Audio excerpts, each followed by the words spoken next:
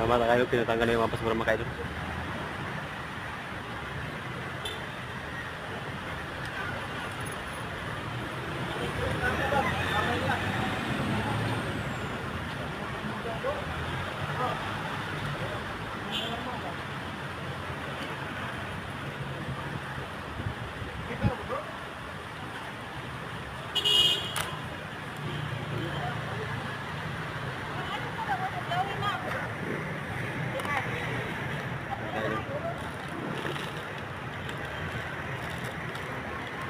Sobrang init pa natin mga kaidol.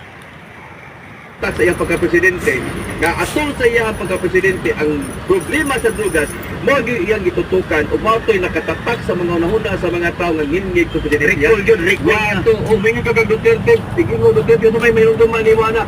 Mingon ka, war on drugs, grabe to.